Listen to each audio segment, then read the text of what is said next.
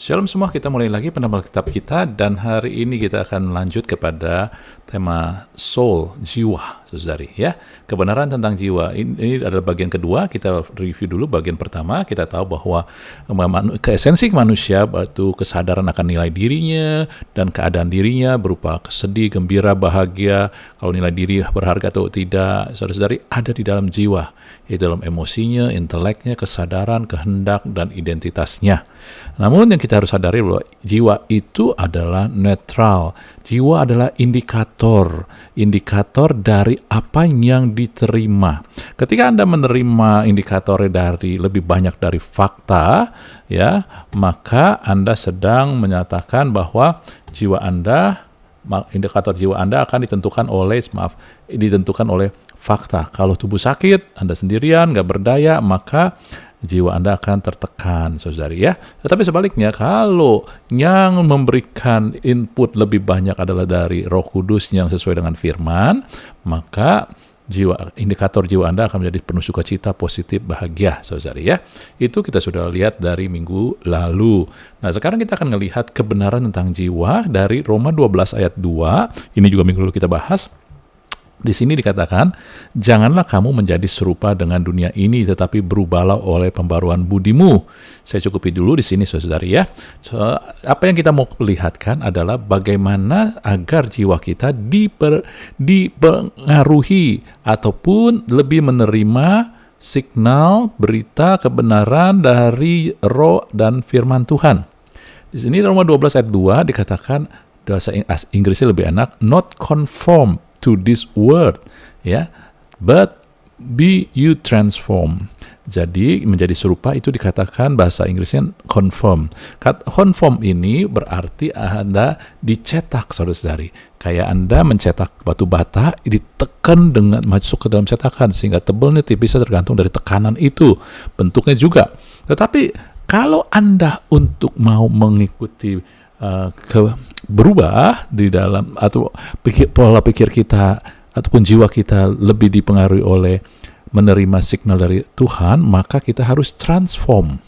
Jadi tidak dicetak. Kalau dicetak Anda langsung berubah. Tetapi transform adalah suatu proses. Jadi transform itu berubah dengan mengambil bentuk yang baru. Minggu lalu sebelumnya kita sudah melihat contohnya adalah Ruth, bagaimana dia mentransform, mengambil kebangsaan baru, bangsanya, bangsa Israel, bangsa mertuanya, bangsa dia, tuannya juga, sosialnya juga, saudari. Kalau konform dicetak, Anda ngelihat dari dalam kisah Daniel, bagaimana mereka dikasih nama baru, budaya baru, kegiatan baru, makanan yang baru semua. Ya, jadi Anda ngelihat di sini bahwa konform itu dipaksakan, tetapi transform itu adalah diubahkan, memilih dari kehendak bebas Anda dan saya. Oke ya. Nah, yang sekarang yang kita harus lihat juga bagaimana untuk kita bisa ditransform. Firman Tuhan katakan dalam Roma 12 ayat 22, jangan menjadi serupa dengan dunia tapi berubah menjadi melalui pembaruan budi, pikiran. Itu bahasa Latinnya adalah metamorpho. Dan akar kata juga metamorfosis, bagaimana ulat berubah menjadi kupu-kupu, saudari ya. Nah, jadi ketika Anda berubah oleh pembaruan budi, artinya Anda memilih pola pikir Kristus. Dari mana saya tahu? Dari firman Tuhan. Dari 2 Korintus 10 ayat 5 katakan begini, saudari ya, kita lihat. Kami mematahkan siasat orang dan merubuhkan setiap kubu yang dibangun oleh keangkuhan manusia untuk menentang akan Allah. Kami menawan segala pikiran. Nah, saudara, ini pikiran yang bersumber pada manusia lama. Nanti kita akan lihat maknanya apa. Dan menaklukkannya kepada, kata takluk ini artinya menundukkannya di bawah. Jadi, kami menaruh pikiran-pikiran manusia lama di bawah. Melihat pikiran yang lama itu otoritasnya di bawah pikiran Kristus, firman Kristus. Saudara-saudari ya, di sini di bawah Kristus artinya di bawah firman Kristus. Nah, firman Kristus itu berarti firman dari akibat karya Yesus, kematian dan kebangkitan Tuhan Yesus. Jadi karena kematian dan kebangkitan Tuhan Yesus, maka misalkan kita sudah ditebus Oleh kematian dan kebangkitan Yesus kita telah jadi anak-anak Allah. Itu firman Kristus. Jadi keadaan Anda bahwa sudah ditebus itu jauh lebih tinggi levelnya daripada pikiran manusia lama. Oke ya, dan juga hal-hal yang lain. Sekarang pertanyaannya Pak, bagaimana cara saya menaklukkan pikiran lama? Saudara harus tahu dulu bahwa ketika kita terima Yesus, kita sedang memberitakan ataupun menerima kematian dan kebangkitannya. Kematiannya adalah untuk kita mati bersama Kristus, manusia lamanya. Nah, ketika manusia lama, jangan bayangkan tubuhnya. Ya, secara roh Anda sudah mati bersama Kristus, roh yang lama. Tetapi juga secara pikiran juga. Nah, inilah pikiran manusia lama. Maksud pikiran manusia lama adalah mana? Pikiran yang bersumber dari kemampuan Anda secara manusiawi. Ya, karena secara manusia kita punya kelemahan, punya kegagalan, keburukan. Itu harus Anda lihat sudah mati bersama Yesus di salib. Jadi yang disebut kelemahan, kegagalan, keterpurukan itu ketidakmampuan Anda, aib, dosa, ketidakberartian, kelemahan, kemiskinan. Yang disebut kemiskinan ini bukannya secara benda natural, tetapi mentalitasnya, ketidakmampuan mentalitasnya. Dia semua ini mentalitas, ketidakberartian, lemah, aib, itu mentalitas. Demikian juga kemiskinan.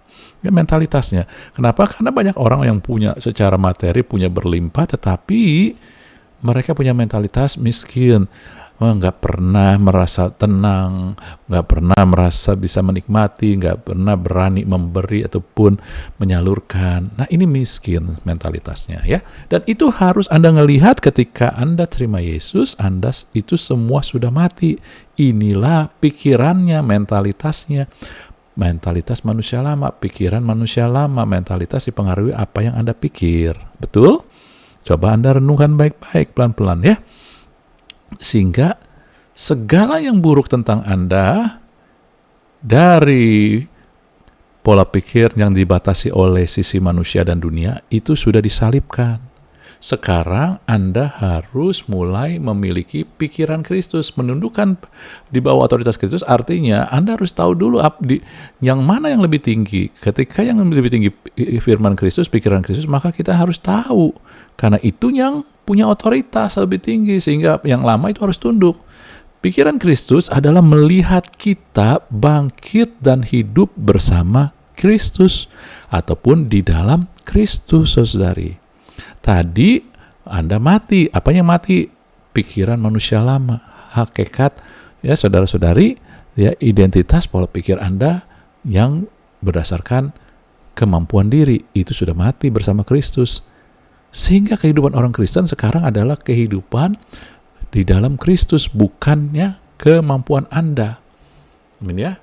Jadi kehidupan Anda sekarang, siapa diri Anda, nilai atau value kemampuan Anda, ini mentalitasnya saudara. Mungkin kalau secara dunia, kemampuan kamu, ada orang yang lebih hebat lagi.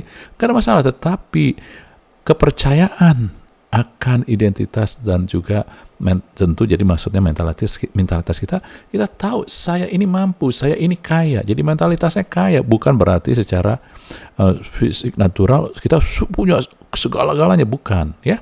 Tetapi kita melihat siapa diri kita, nilai kita, kemampuan kita, mentalitas kita adalah sama seperti Kristus. Kenapa? Karena kita bangkit dan hidup di dalam Kristus.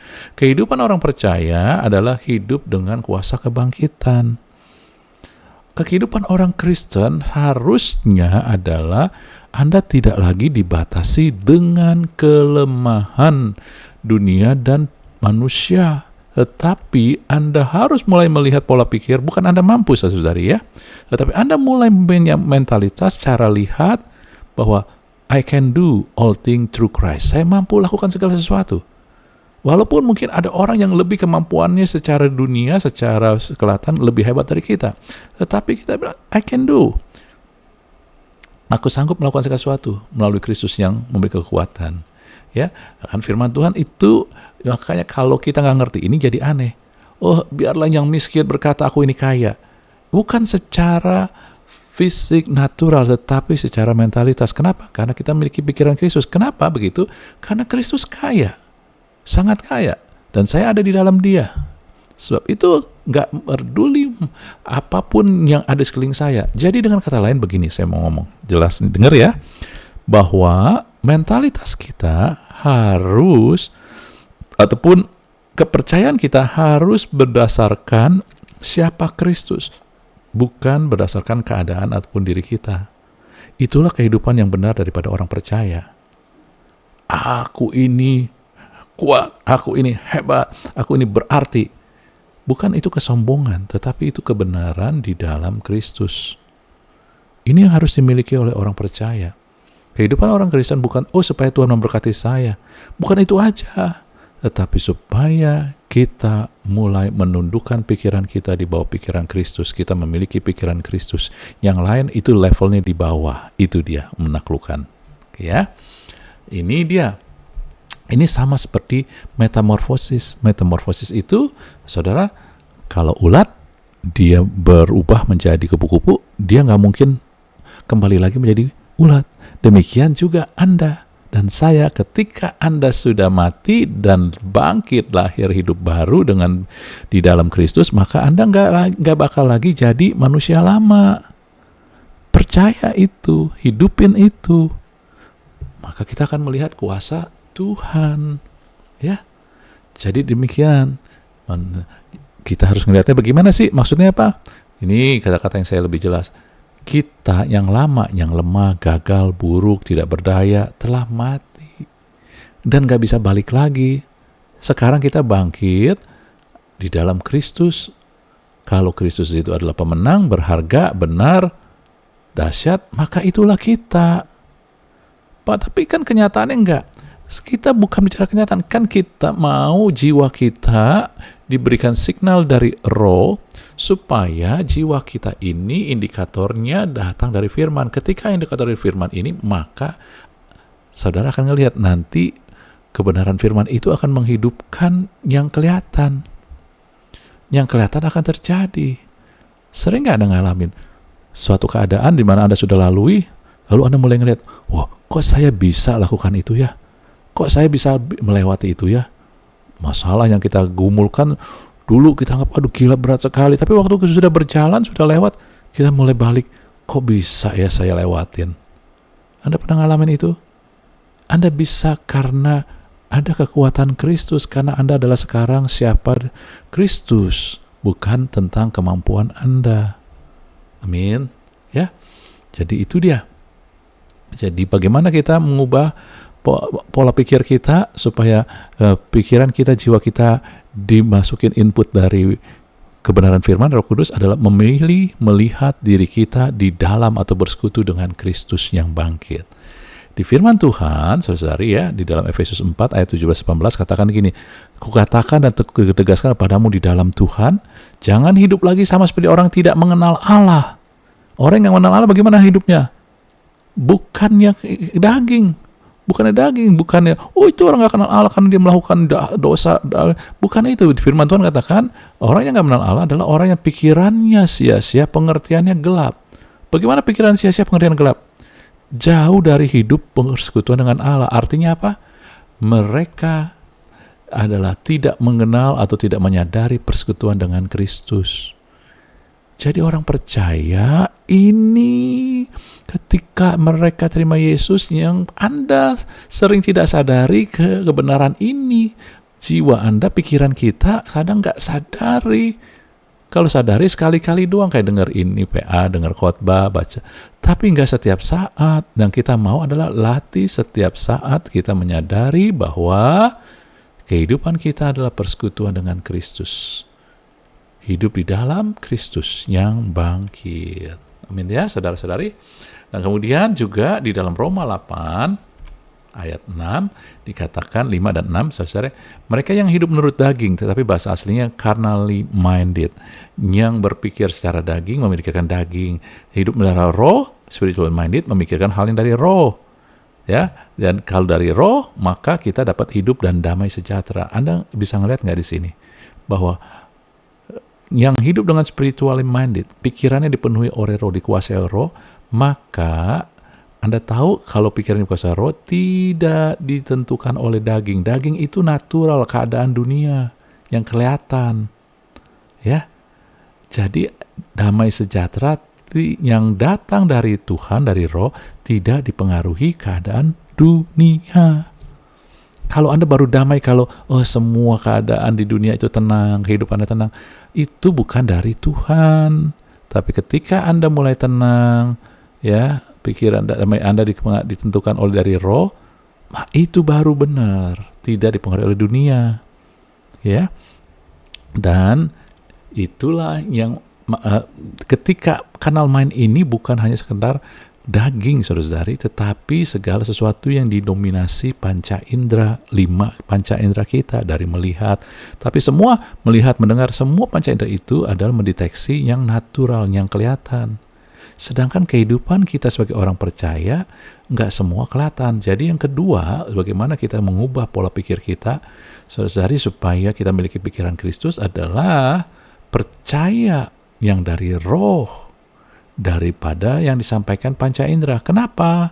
Karena itu lebih yang datang dari Allah, dari roh, itu akan menggenapi hukum Tuhan, hukum Allah. Anda tahu hukum Allah itu segala sesuatu yang bersumber dari Tuhan. Itu dari Yesus, termasuk Allahku akan mencukupi kebutuhanku menurut kekayaan kemuliaannya. Ketika kita memikirnya secara daging terus berdasarkan panca indera, maka kita akan jadi nggak percaya, nggak melihat, dan malah mungkin. Tapi ketika kita mulai melihat pada sesuatu yang roh, pada hukum Allah, bahwa Tuhan melakukan sesuatu bukan berdasarkan keadaan ataupun manusia, maka kita mulai percaya, jiwa kita tenang. Pak, percuma dong kalau jiwa kita tenang tapi nggak ngerasakan. Inilah yang kita mau belajari juga. Ya. Nah, tapi Anda harus sadar bahwa hukum Allah, hukum Elohim, tidak dipengaruhi hal-hal yang terlihat dari dunia. Kenapa saya mesti katakan ini? Karena hari-hari ini dunia semakin kacau, semakin mengerikan, semakin gelap. Kalau Anda terus mendeteksi dengan panca indera Anda dan akhirnya memenuhi jiwa kita, pikiran kita dengan hal tersebut, kita nggak akan tenang. Dan itu kan kacau. Tetapi ketika Anda tahu, enggak, Tuhan pegang kendali, Tuhan sudah sediakan jawabannya, maka Anda tenang apapun keadaan dunia. Nah, coba lagi segini, saudara. Ini yang sering kita juga salah pengertian. Roma 12 ayat 1, saya pakai IMB. Aku menasihati kamu, saudara-saudari, oleh kemurahan Elohim, kemurahan Allah. Nah, kita berhenti dulu di situ. Kalau terjemahan TB-nya, saudara-saudari, dikatakan demi kemurahan Allah, bukannya oleh.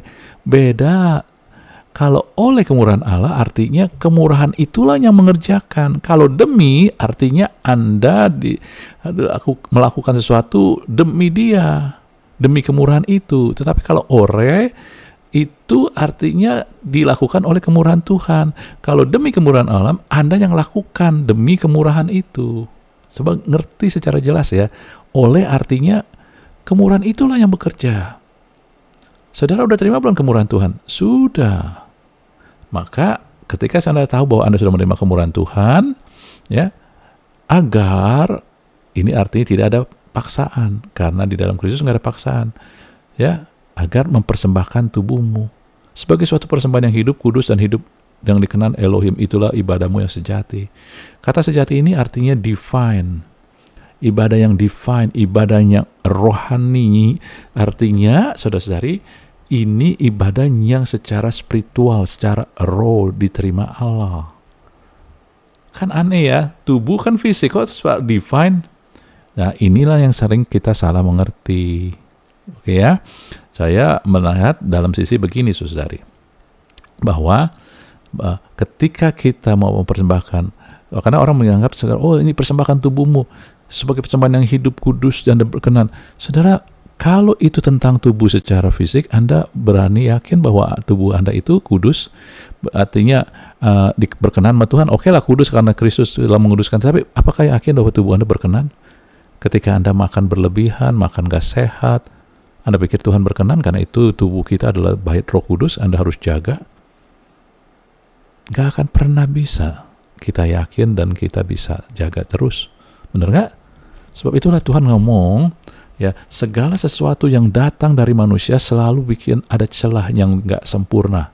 Tetapi kalau kita mau supaya itu berkenan, ya, kita hidup kudus berkenan, hanya datang dan dimulai dari Yesus Kristus, bukan dari yang lain.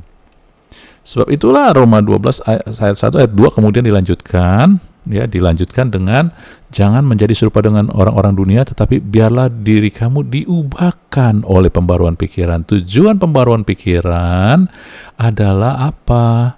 Nah, ini yang sekarang kata-kata saya, saudari, ya, bahwa tujuan pembaruan pikiran adalah, saya hilangkan dulu. Tujuan pembaruan pikiran adalah supaya ini kita melihat kemurahan Allah sehingga mempersembahkan tubuhmu dihidupkan oleh firman dan Roh Kudus. Itulah yang berkenan, saudari, karena datang dari Allah sendiri. Kalau dari manusia enggak. Jadi ketika persembahkan tubuhmu sebagai persembahan yang hidup, yang kudus dan berkenan, artinya Anda dengan cara mengubah pola pikir sehingga Anda tahu bahwa saya hidup bersekutu dengan Kristus. Saya adalah siapa? Saya dalam Kristus. Saya bukannya secara fisik. Nilai saya, kemampuan saya bukan karena datang dari fisik, yang datang dari keluar natural. Sehingga kalaupun saya masih kecil, ataupun saya sudah tua, ataupun saya mungkin ada katakan handicap sekarang, tetapi kemampuan saya bukan ditentukan oleh itu. Inilah yang harus kita mulai sadari. Secara dunia mungkin saya enggak bukan S3, bukan S1 gitu ya, saudari. Tetapi Anda punya mentalitas bahwa saya di dalam Kristus, saya mampu walaupun bukan S1, S2, S3, karena Yesus yang hidup di dalam saya. Nah, ini dia, ketika pikiran-pikiran ini Anda izinkan dibarui, maka tubuh Anda adalah, ya, objek untuk dihidupi oleh Kristus melalui firman-Nya dan Roh Kudus. Sehingga apa yang terjadi adalah seperti ini, saudari, ya. Holy Spirit, Roh Allah akan menunjukkan, akan menekankan firman Tuhan, apa yang Yesus telah lakukan, bahwa Anda telah dikuduskan, misalkan disembuhkan, Anda telah diberikan masa depan, Anda selalu disertai, sehingga indikator jiwa Anda akan penuh sukacita, positif, bahagia, layak, dan menang. Hati yang gembira adalah obat, maka tubuh Anda pun akhirnya sehat, sejahtera. Ini dia. Pada akhirnya, tubuh Anda pun akan sejahtera, sehat. Maka di dalam Roma ayat 11, jika roh Dia yang telah membangkitkan Yesus dari orang mati diam di dalam kamu, maksudnya Roh Kudus, maka Ia, Roh Kudus yang telah membangkitkan Kristus sendiri dari orang mati, akan menghidupkan juga tubuhmu yang fana itu oleh Roh-Nya. Tubuh kita ini yang fana, tubuh kita yang masih yang natural, yang masih fana ini dihidupkan oleh Roh, saudari. Sehingga kita, tubuh ini akhirnya nanti ngikutin apa yang dikatakan Roh, karena jiwa Anda, indikatornya, ya, itu menyatakan itu seperti pipa, indikatornya, oh ya ini setuju. Jadi segala sesuatu yang dari sini dialirkan kemari, dan tubuh kita jadi dihidupkan oleh Roh, saudari. Ingat, dihidupkan oleh Roh bukan hanya sekedar mujizat, ya, saudari, ya. Kadang firman Roh Kudus akan menunjukkan tentang cara hidup sehat, makanan sehat, itu. Tapi kadang-kadang dia untuk menghidupkan sel tubuh Anda jadi sehat. Oke? Dan inilah yang harus mulai kita pelajari. Kita batasin pada tubuh karena kita sedang bicara tubuh, jiwa, dan roh. Sebenarnya bukan hanya tubuh, nanti kita akan lihat keadaan eksternal, natural itu pun bisa diubahkan ataupun dipengaruhi, ditentukan oleh kebenaran firman. Anda ngerti? Ya, coba renungkan. Kalau kurang ngerti, diulangi lagi pelan-pelan, direnungkan bersama dengan Roh Kudus, dan yang terpenting adalah kita mulai praktekkan. Pikiran kita jangan nggak tahu bahwa kita bersekutu, kita satu dengan Kristus. Perkatakan terus setiap hari, aku bersekutu dengan Tuhan, Tuhan ada dalam aku. Kehidupan aku bukan hanya sekedar apa yang dilihat, tetapi apa yang datang dari Roh, itulah lebih berotoritas. Amin, saudara. Dan tubuhku dihidupkan oleh firman dan Roh Kudus. Amin. Renungkan itu, lakukan itu, kiranya Tuhan memberkati kita semua. Haleluya.